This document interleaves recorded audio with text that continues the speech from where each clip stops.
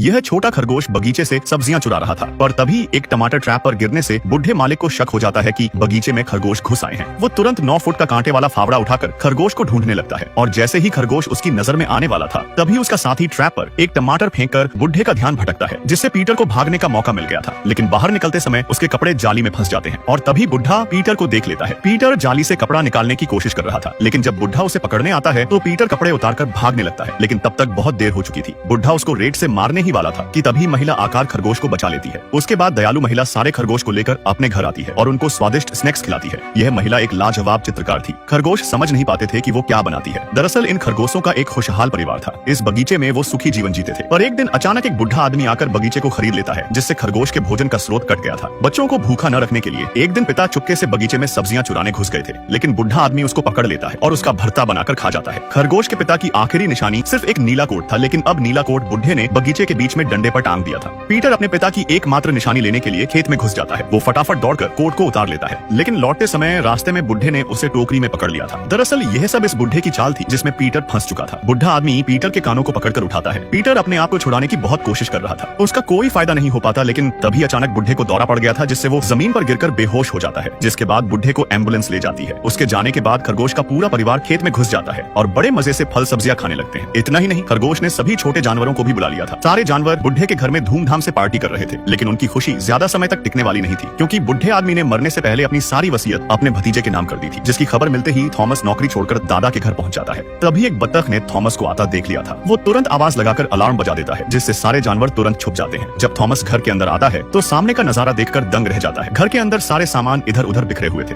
ऐसी हालत देखकर थॉमस जैसे ही सोफे पर बैठा, तभी अचानक सोफे पर कुछ खड़ा होने लगा था और जब थॉमस कपड़े को हटाकर देखता है तो डर के मारे जोर से चिल्लाने लगता है, जिसको देखकर सुअर भी चिल्लाने लगा था। तभी एक हिरन बाहर निकल कर आता है और देखते ही देखते सारे जानवर भी बाहर निकलकर घर से भाग जाते हैं। अगले दिन थॉमस घर की सफाई करता है और बगीचे की बाड़ को लगाता है। फिर अंदर आने के सारे छेद को पत्थर से बंद कर देता है। यह देखकर खरगोश टेंशन में आ जाते हैं, पर पीटर ने अभी हार नहीं मानी थी।